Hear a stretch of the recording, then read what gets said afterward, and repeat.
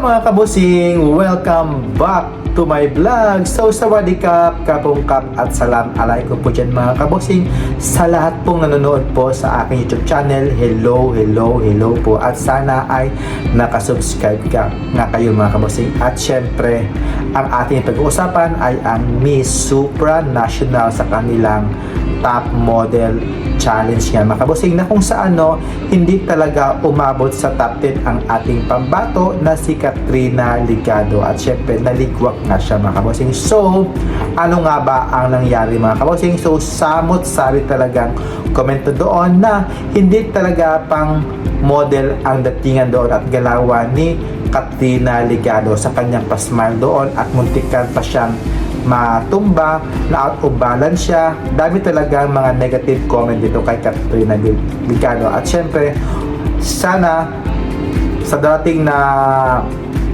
prelim is makabawi niya itong si Katrina Ligado guys, kasi ngayon yung kanilang preliminary. So alam naman natin mga kabosing na may laban naman talaga ang ating pambato, kaya pray lang tayo mga kabosing na mapaganda talaga ang performance ni Katrina Ligado sa preliminary. Kung hindi man siya nagpili dito sa supranational top model mga kabosing, malay natin dito sa supra preliminary competition is may pakita talaga kung ano talaga ang kakayahan ni Katrina Ligado mga kabosino. Kaya kapit lang tayo, huwag tayong mawalang pag-asa sa ating pambato na si Katrina Ligado. Kaya huwag tayong mawalang pag-asa mga kabosino, laban lang.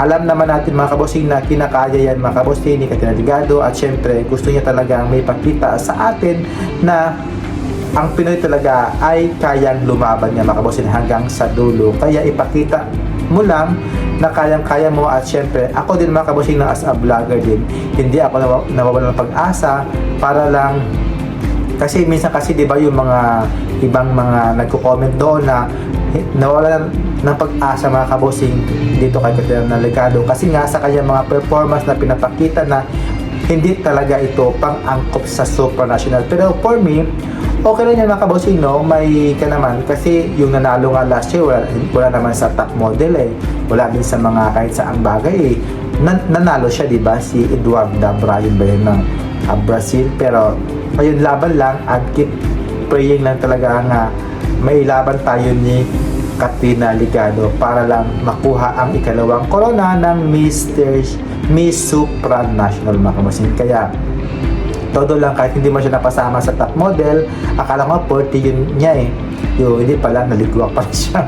Kaya I'm so happy na rin na ngayon yung preliminary at kaya pa niyang bawiin tayo ni Katrina Ligado. Kaya kapit lang guys. At ayun guys, sa mga